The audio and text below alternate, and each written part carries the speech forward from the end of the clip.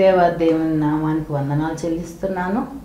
మరి నేను చాలా కాలం నుంచి 10 ఆజ్ఞల గురించి చాలా స్టడీ చేశాను. మరి ఆ 10 ఆజ్ఞల గురించి ఒక్కొక్క ఆజ్ఞ యొక్క అర్థాన్ని విపులంగా వివరిద్దామని చెప్పేసి నేను అంతకుముందు కొన్ని గ్రూప్స్లో చెప్పాను. ఇదిగో ఇట్లా ఈ ఛానల్ ద్వారా కూడా 10 ఆజ్ఞలు వివరించాలని కోరుకున్నాను. దేవుడు నాకు తోడై ఆయన ఆత్మ ద్వారా నాకు సహాయం చేసి మరి అవన్నీ కూడా మరి 2-3 సెషన్స్ జరుగుతుందేమో. మరి ఇది చెయ్యాలని నా యొక్క తృష్ణ, నా యొక్క ఆశను దేవుడు తీర్చును గాక. ఆమేన్. మరి 10 ఆజ్ఞలు, ఆ 10 ఆజ్ఞలు అనేవి ఎక్కడ రాయబడి ఉన్నాయి? మరి నిర్గమకాండము 20వ అధ్యాయంలో 1 నుంచి 17 వరకు ఆ 10 ఆజ్ఞలు రాయబడి ఉన్నాయి. అలాగే ద్వితీయోపదేశకాండము 5వ అధ్యాయము 6 నుంచి 21 వరకు ఈ 10 ఆజ్ఞలను మనం చూస్తాం.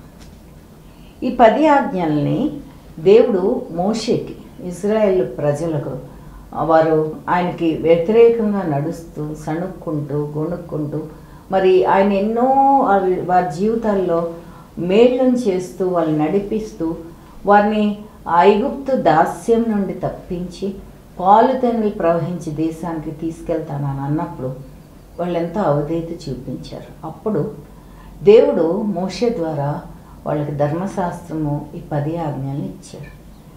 ఇవేంటంటే ఈ 10 ఆజ్ఞలను మనము అనుసరించాలి. 10 ఆజ్ఞలను మనం అనుసరించి ఆజ్ఞలను గైకుంటే దేవునికి అది చాలా ఇష్టం అన్నమాట. కాబట్టి అది మొదటి యోహాను పత్రిక 4వ అధ్యాయము 4 నుంచి 8 వరకు ఒకసారి చదువుకుందాం. ఇక్కడ దేవుడు ప్రేమ స్వరూపి, ప్రేమ లేనివాడు దేవుని ఎరగడు. మరి మనము ఆ ప్రేమ స్వరూపి అనే దేవుణ్ణి మనం ప్రేమిస్తున్నాము అని చెప్పుకుంటాం. మరి ఆయన ప్రేమ లేకుండా దేవుని ఎరుగడు. మనం దేవుని ఎరుగుతున్నాము అని అంటే మనము ఆయన ప్రేమించాలి. ఆయన ఇచ్చిన ధర్మశాస్త్ర ప్రకారం ఆ 10 ఆజ్ఞలను గైకొనాలి. చాలామందికి ఈ 10 ఆజ్ఞలు చెప్పండి అంటే వరుసగా కూడా చెప్పలేరు. మరి ఎంతోమందికి బాప్తిస్మం ఇస్తూ ఉంటారు, ప్రొటెస్టెంట్ చర్చెస్లో కన్ఫర్మేషన్ ఇస్తారు. కానీ వారికి 10 ఆజ్ఞల గురించి పాపం అంటే ఏంటో అన్నది తెలీదు. మరి ఆజ్ఞాతిక్రమమే పాపం అని దేవుని గ్రంథంలో రాయబడి ఉంది. కాబట్టి మనం ఆయన ఆజ్ఞలను అతిక్రమిస్తే మనం పాపం చేసినవారు. అయితే మనం అసలు పాపం ఏంటి అని ఏదో పైపైన ఒకవేళ చెప్పగలిగినా కూడా కొంతమంది టకటక 10 ఆజ్ఞలు చెప్పేస్తూ ఉంటారు. కానీ దానిలో ఉన్న మర్మాలు, దానిలో ఉన్న అర్థాన్ని మనం గ్రహించాలని నేను కోరుకుంటున్నాను. కాబట్టి ఈ యొక్క టాపిక్ని నేను సెలెక్ట్ చేసుకున్నాను. దేవుడు పరిశుద్ధుడు. మనం కూడా పాపం లేని వారంగా, పరిశుద్ధులుగా, నిందారహితంగా మనము ఈ లోకంలో, ఈ పాప లోకంలో జీవిస్తూ కూడా మనము పరిశుద్ధంగా ఉండాలని దేవుడు కోరుకుంటున్నాడు. లోటస్ లీఫ్ అనేది తామర పువ్వు మొక్క నీళ్ళలో, మురికి నీటిలో ఉంటుందంట. అయితే అది ఇలా లేపగానే ఆ ఆకుల మీద ఉన్న మురికి అదంతా కూడా పోయి ఆ ఆకులు ఎలా ఉంటాయంటే ఒక నూనె రాసినట్టుగా జలజల నీరంతా కారిపోయి చక్కగా ఆకులు కానీ ఆ పుష్పం కానీ బయటకు వస్తుంది. అలా మనం పాపలోకంలోనే ఉంటూ పాపం చేయకుండా దేవుని దృష్టిలో మంచివారంగా, నిందారహితంగా మరి జీవించాలని ఆయన కోరుకుంటున్నాను. అయితే ఈ పాపం అనేది ఈ లోకంలోకి వచ్చిన తర్వాత దేవుడు ఆయన సొంత కుమారుని మనకుగా మనం ఈ ఆజ్ఞాతిక్రమం చేసినప్పుడు, మోషేకి ఈ ఆజ్ఞలు ఇచ్చినప్పుడు ఎప్పుడైతే వారు ఆ ఆజ్ఞల్ని మీరారో ప్రాయశ్చిత బలులనే ఏర్పాటు చేశారు. అయితే ఈ మనుషులు ఏం చేసేవాళ్ళంటే చక్కగా బలులను అర్పించేసేవాళ్ళు, పాపానికి ప్రాయశ్చితాన్ని నియమించారు. ఆ అవధేయతకి చివరికి వీళ్ళు ఏంటంటే ఆ పాపాల కొరకు ఆ ప్రాయశ్చిత బలులను అర్పించేయడం మొదలుపెట్టి ఆ పాపంలోనే కంటిన్యూ అవుతూ ఉన్నారు. కాబట్టి దేవుడు మరి ఈ యొక్క 10 ఆజ్ఞల్ని మోషేకి ఇచ్చి వాటిని తప్పకుండా వాళ్ళు అవలంబించాలని, వాటిని ఫాలో అవ్వాలని దేవుడు వారికి ఆజ్ఞ ఇచ్చారు. ఇప్పుడు దేవుడు మొదటగా ఆయన గొర్రెపిల్లగా మన మధ్యకు వచ్చారు. రెండోసారి కొదమ సింహంగా మన మధ్యకు రానే ఉన్నారు రెండవ రాకడలో. కాబట్టి ఇంకా మనం క్షమాపణ పొందకుండా మరి ఆయన తీర్పు ఎదుట నిలబడడం చాలా కష్టమైంది. కాబట్టి మనము కొంచెం మన ప్రయాస, ఆయనకు తెలుసు మనం మంటివారమని. కాబట్టి మనము అయోగ్యులము, అల్పులము, మంటివారైనప్పటికీ మన ప్రయత్నం అనేది మనం చేయాలి. కాబట్టి దేవుని గ్రంథంలో మరి ఆజ్ఞలేంటి, ఆజ్ఞల్ని ఎలా పాటించాలి, ఎందుకు పాటించాలి అని మనం తెలుసుకుని దాని ప్రకారం మనం జీవిస్తే చాలా మంచిది. అలాగే 1 యోహాను పత్రిక 5వ వచనం 3, మనం ఆయన ఆజ్ఞలను గైకొనుటయే దేవుని ప్రేమించుట. ఆయన ఆజ్ఞలు భారమైనవి కాదు. దేవుని మూలంగా పుట్టిన వారందరినూ లోకంను జయించుదురు. లోకంను జయించిన విజయము మన విశ్వాసమే. యేసు దేవుని కుమారుడని నమ్మువాడు తప్ప లోకంను జయించువాడు మరెవరు? నీళ్ల ద్వారానో రక్తం ద్వారానో వచ్చినవాడు ఈయనే, అనగా యేసుక్రీస్తు. కాబట్టి మనం ఆయన్ని ప్రేమిస్తున్నాము అని అంటే మనము ఆయన ఆజ్ఞలను గైకొనాలని ఆశిస్తున్నాం. మరి తర్వాత మనం ఒక్కొక్క ఆజ్ఞ చదివినప్పుడు కూడా అక్కడ మనకి రాయబడి ఉంటుంది దేవుడు ఏం కోరుకుంటున్నాడు మన యొద్ద నుండి అన్నది. అవన్నీ కూడా మనం విపులంగా చదువుకున్నాం. ముందుగా నేను కొంత ఇంట్రడక్షన్, ఈ ఆజ్ఞల గురించి కొంత ఇంట్రడక్షన్ చెప్దాం అనుకుంటున్నాను. ద్వితీయోపదేశకాండము 6, ఇజ్రాయేలు వినుము, మన దేవుడైన యెహోవా అద్వితీయుడగు యెహోవా, నీ పూర్ణ హృదయంతోనూ, నీ పూర్ణ ఆత్మతోనూ, నీ పూర్ణ శక్తితోనూ నీ దేవుడైన యెహోవాను ప్రేమింపవలెను. నేడు నేను నీకు ఆజ్ఞాపించే మాటలు నీ హృదయంలో ఉండవలెను. నీవు నీ కుమారులకు వాటిని అభ్యసింపచేసి నీ ఇంట కూర్చుండినప్పుడును, త్రోవను నడిచినప్పుడును, పండుకున్నప్పుడును, లేచినప్పుడును వాటిని మాట్లాడవలను. సూచనగా వాటిని నీ చేతికి కట్టుకొనవలను. అవి నీ కన్నుల నడుము బాసక వల్లే ఉండవలను. ఇంటి ద్వార బంధముల మీద, నీ గౌనుల మీదను వాటిని వ్రాయవలను. సో ఇక్కడ ఈ 10 ఆజ్ఞలను మనం జ్ఞాపకం చేసుకొని వాటిని మన పిల్లలకు నేర్పించి వాటిని పాటించడం ఎంత ప్రాముఖ్యమైన విషయం అన్నది మనం వారికి గ్రహింపును దయచేయాలి. మనం కూడా ప్రతి ఒక్కరం కూడా ఆయన ఆజ్ఞలు పాటించడానికి నేర్చుకుని ఆయన ఆజ్ఞలు ఏంటి పాపం అన్నది తెలుసుకోవాలి. అలాగే మరి యెహోషువ గ్రంథము 22వ అధ్యాయము 5 నుంచి ఇలా రాయబడి ఉంది. అయితే మీ పూర్ణ హృదయంతోనూ, మీ పూర్ణ ఆత్మతోనూ మీ దేవుడైన యెహోవాను ప్రేమించుచు, ఆయన మార్గములన్నిట్లో నడుచుకొనుచు, ఆయన ఆజ్ఞలను గైకొనుచు, ఆయనను హత్తుకొని ఆయనను సేవించుచు, యెహోవా సేవకుడైన మోషే మీకు ఆజ్ఞాపించిన ధర్మమును, ధర్మశాస్త్రమును అనుసరించి నడుచుకొనుడి అని యెహోషువ ప్రవక్త గారు మనకి చెప్తున్నారు. కాబట్టి ఆయన ఆజ్ఞలు గైకొనటం అన్నది చాలా ప్రాముఖ్యమైన విషయం అని మన జీవితాల్లో మనం గుర్తు చేసుకోవాలి.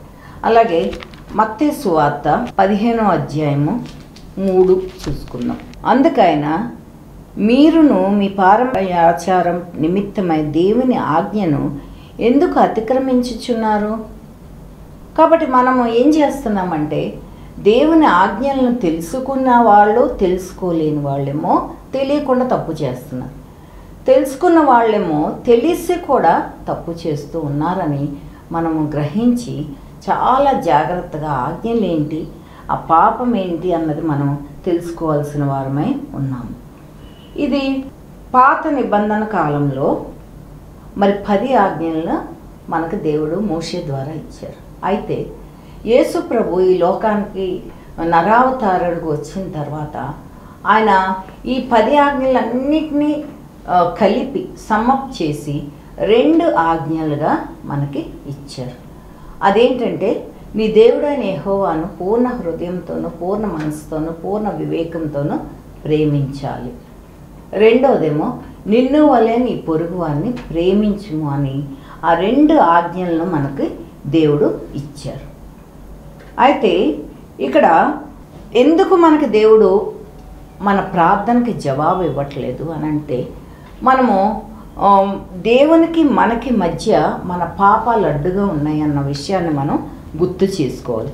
అది యెషయా 59:1-2 చదువుకుంది.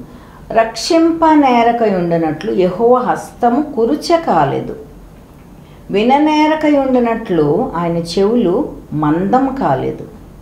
చూడండి, ఇక్కడ మీ దోషములు మీకును మీ దేవునికి అడ్డముగా వచ్చెను, మీ పాపములు ఆయన ముఖమును మీకు మరుగుపరచెను కనుక ఆయన ఆలకింపకున్నాడు. ఎన్నోసార్లు మనం అనుకుంటాం, ఎందుకు మన ప్రార్థన దేవుడు ఆలకించట్లేదు అని. ఎప్పుడన్నా సరే మనం ప్రార్థన చేసినప్పుడు ఫస్ట్ మనము ఆయన నామాన్ని, అన్ని నామాల కంటే పై నామాన్ని, ఆయన నామాన్ని మనం స్తుతించాలి. ప్రార్థనలో ఇది ముఖ్యమైనది, స్తుతి చెల్లించాలి. తర్వాత రెండోది పాప క్షమాపణ చేసుకోవాలి, మన పాపాల కొరకు క్షమాపణ అడగాలి. అప్పుడే మూడోదిగా మన విజ్ఞాపనలను ఆయనకి తెలియచేయాలి. కాబట్టి మన దోషాలు అప్పుడు ఏమవుతుందంటే, మనకి ఆయనకి మధ్య ఉన్న మన దోషాలు, అడ్డంగా ఉన్న దోషాలు తీసివేయబడతాయి. మన ప్రార్థన అంట దేవుని సన్నిధికి ధూపముగా మరి ఆయన సన్నిధికి చేరి ఆయన మన ప్రార్థన ఆలకించే దేవుడుగా ఉన్నారు. అలాగే ఇక్కడ కీర్తనలో 73:23 అయినను నేను ఎల్లప్పుడూ నీ యొద్దనున్నాను, నీ కుడి చెయ్యి నీవు పట్టుకొని ఉన్నావు, నీ ఆలోచన చేత నన్ను నడిపించదవు, తర్వాత మహిమలో నీవు నన్ను చేర్చుకొందువు. కాబట్టి ఆయన మనకు తోడై ఉన్నాడని ఆయన్ని ఆశ్రయించి మనము ఆయన ఆజ్ఞలను గైకొంటూ ఆయన్ని వెంబడిస్తే తప్పకుండా ఆయన మన ప్రతి ఒక్క ఆలోచనను, ప్రతి ఒక్క ప్రార్థన ఆలకించే దేవుడే ఉన్నాడు. మరి ద్వితీయోపదేశకాండం 28 మనం చూస్తే ఇక్కడ ఏమని రాయబడి ఉందంటే, నీవు నీ దేవుడైన యెహోవా మాట శ్రద్ధగా విని నేడు నేను నీకు ఆజ్ఞాపించుచున్న ఆయన ఆజ్ఞలన్నిటినీ అనుసరించి నడుచుకొనిన ఎడల నీ దేవుడైన యెహోవా భూమి మీదనున్న సమస్త జనముల కంటే నిన్ను హెచ్చించును. సో ఇక్కడ మనం చూస్తే ఆయన కోరుకునేది ఏంటంటే, మనం ఆయన ఆజ్ఞలను అనుసరించి నడుచుకోవాలని ఆయన కోరుకుంటున్నాడు. తర్వాత నెక్స్ట్, నీవు నీ దేవుడైన యెహోవా మాట వినిన ఎడల ఈ దీవెనలన్నీ నీ మీదకి వచ్చి నీకు ప్రాప్తించును. రెండవది ఆయన మాట వినాలని కోరుకుంటున్నాడు. ఇవి రెండు మనం చేస్తే దేవుడు మన యొక్క ప్రతి ప్రార్థనని ఆలకించే దేవుడై ఉన్నాడు. మరి ఇక్కడ ఏ ఆశీర్వాదాలు ఇస్తారు అని అంటే, ఇక్కడ మనం చదువుకుందాము. నీవు పట్టణంలో దీవింపబడదు, పొలంలో దీవింపబడదు అని చెప్తూ కొన్ని చదువుతాను. 7వ వచనం, నీ మీద పడు నీ శత్రువులను యెహోవా నీ ఎదుట హతమగునట్లు చేయును, వారొక త్రోవని నీ మీదకు బయలుదేరి వచ్చి 7 త్రోవలు నీ ఎదుట నుండి పారిపోదురు. తర్వాత 10వ వచనం, మొత్తం 1 నుంచి 14 వరకు మీరు చదువుకోండి. ఇక్కడ మళ్ళీ 10వ వచనంలో ఏమని చెప్తున్నారంటే, భూ ప్రజలందరూ యెహోవా నామంన నీవు పిలువబడుచుండుట చూచి నీకు భయపడుదురు. తర్వాత 12వ వచనం, నీ నేల పంట విషయంలోనూ నీకు సమృద్ధిగా మేలు కలుగజేయును, యెహోవా నీ దేశం మీద వర్షము వాని కాలమందు కురిపించుటకును, నీవు చేయి కార్యమంతటిని ఆశీర్వదించుటకును ఆకాశమను తన మంచి ధననిధిని తెరుచును, నీవు అనేక జనములకు అప్పిచ్చదువు కానీ అప్పు చేయవు. తర్వాత 14వ వచనం, నీవు అనుసరించి నడుచుకొనవలనని నేడు నేను నీకు ఆజ్ఞాపించుచున్న నీ దేవుడని యెహోవా ఆజ్ఞలను విని వాటిని అనుసరించి గైకొని ఎడల యెహోవా నిన్ను తలగా నియమించును గాని తోకగా నియమింపడు. చూడండి, రెండు విషయాలు ఆయన కోరుకుంటున్నాడు. ఏంటంటే ఆయన ఆజ్ఞలను విని వాటిని గైకొనాలి. ఫస్ట్ వినాలి, తర్వాత వాటిని గైకొనాలి, వాటి ప్రకారం నడుచుకోవాలి, తప్పు చేయకూడదు. అప్పుడంట ఎంత గొప్ప ఆశీర్వాదం ఇస్తా అంటున్నారు ఇక్కడ. యెహోవా నేను తలగా నియమించును కానీ తోకగా నియమింపడు, నీవు పైవాడుగా ఉందువు కానీ క్రిందవాడుగా ఉండవు.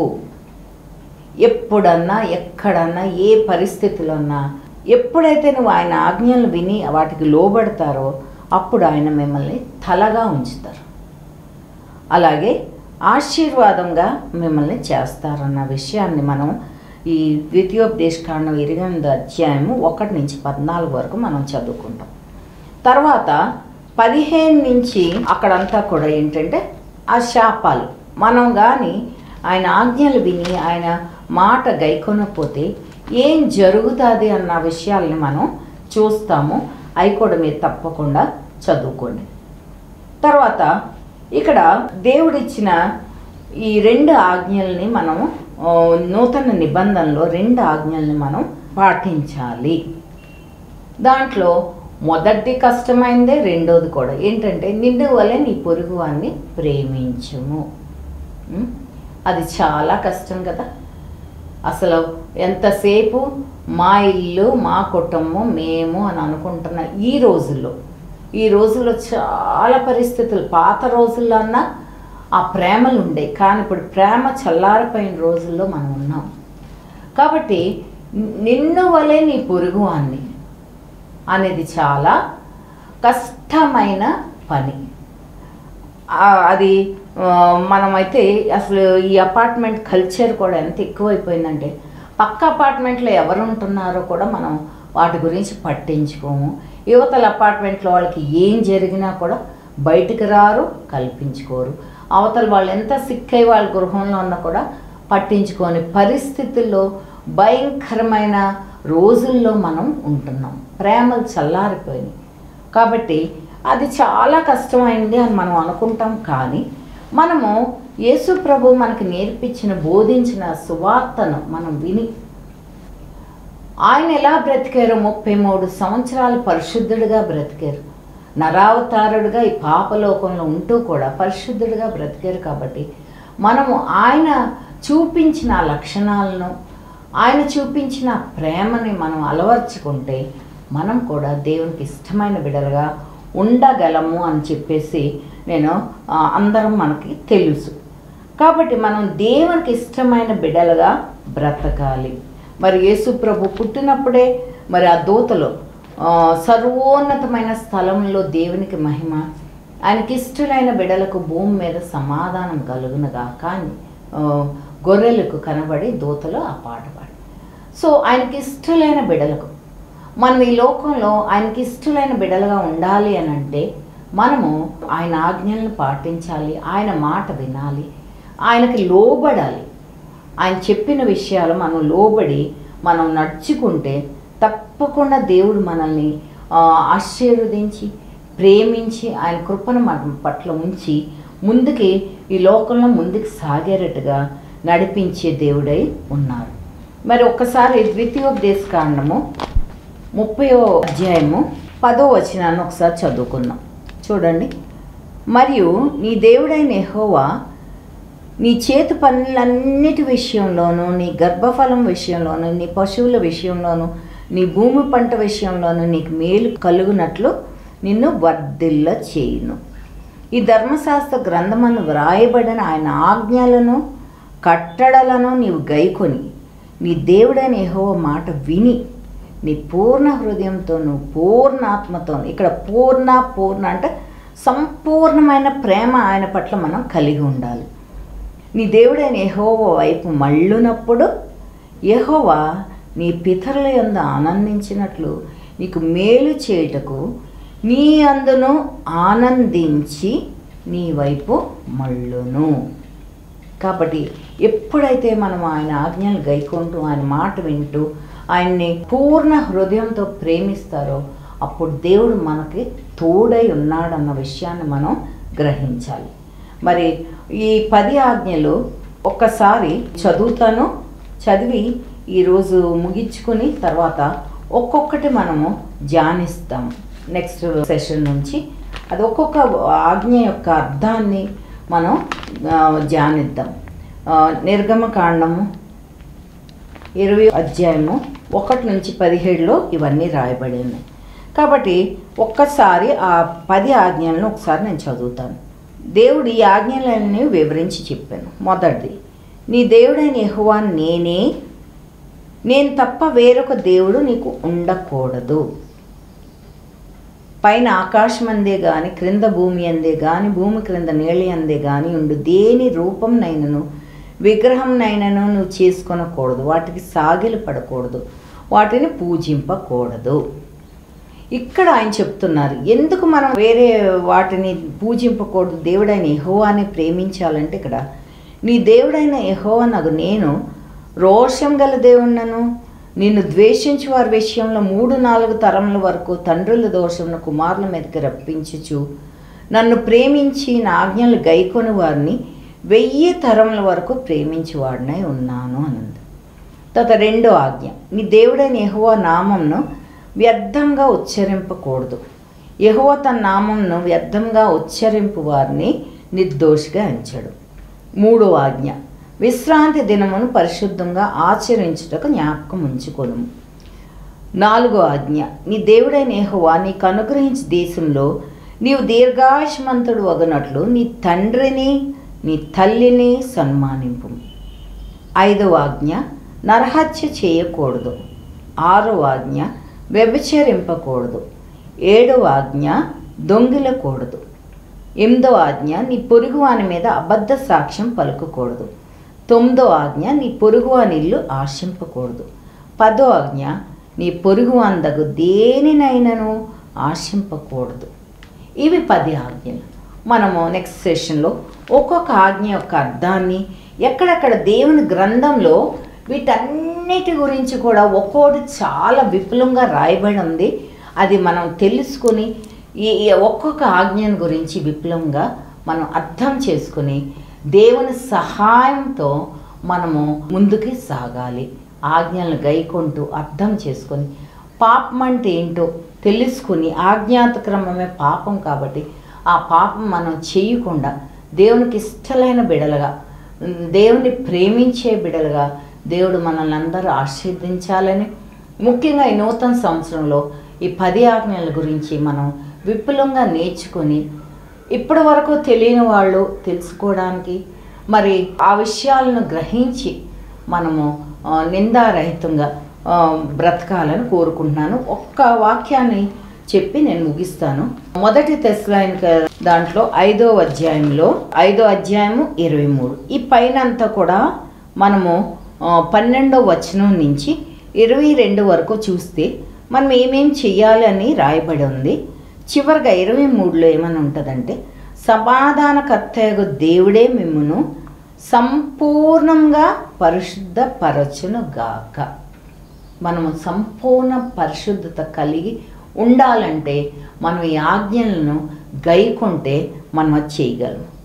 తర్వాత మీ ఆత్మయు మీ జీవమును శరీరమును మన ప్రభు అయిన యేసుక్రీస్తు రాకడయందు నిందారహితంగాను సంపూర్ణంగాను ఉండునట్లు కాపాడబడునుగా కానీ మరి పౌలు భక్తులు చెప్తున్నారు. కాబట్టి మన శరీరము, మన ఆత్మ, మన జీవం కూడా దేవుని రాకడయందు మరి ఆయన త్వరగా వచ్చుచున్నాడు అని మనం వింటున్నాము. ఎన్నో సూచనలు నెరవేరుతున్నాయి. కాబట్టి మనము ఆయన 2వ రాకడ కొరకు ఎంతో సిద్ధపాటు కలిగి మరి ఆయనకి ఇష్టలైన బిడలుగా, ఆయన ప్రేమించే బిడలుగా పూర్ణ హృదయంతో, పూర్ణ మనస్సుతో, పూర్ణ ఆత్మతో ఆయన సేవించాలని కోరుకుంటూ నేను ముగిస్తున్నాను. అందరికీ నా వందనాలు. చిన్న ప్రార్థన చేసుకుందాం. మహాపరిశుద్ధుడైన మా ప్రియపరలోక తండ్రి, దేవప్రభ, నీవు మమ్మల్ని ఎంతగానో ప్రేమించి ప్రభ నాయన తండ్రి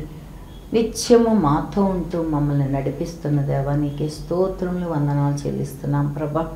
మరి 10 ఆజ్ఞలను నాయన మేము ఎంతో విపులంగా ధ్యానిస్తూ ప్రభ నాయన, ఇదిగో తండ్రి ఆజ్ఞాత క్రమమే పాపం కాబట్టి నాయన నాయన మేము పాపం చేయకుండా ఉండడానికి మాకు నేర్పించి మాకు సహాయం చేసి ప్రభా నాయన.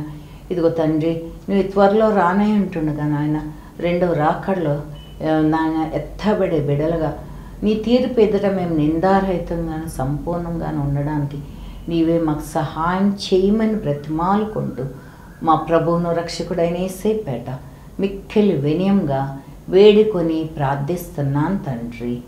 ఆమేన్. Praise the lord.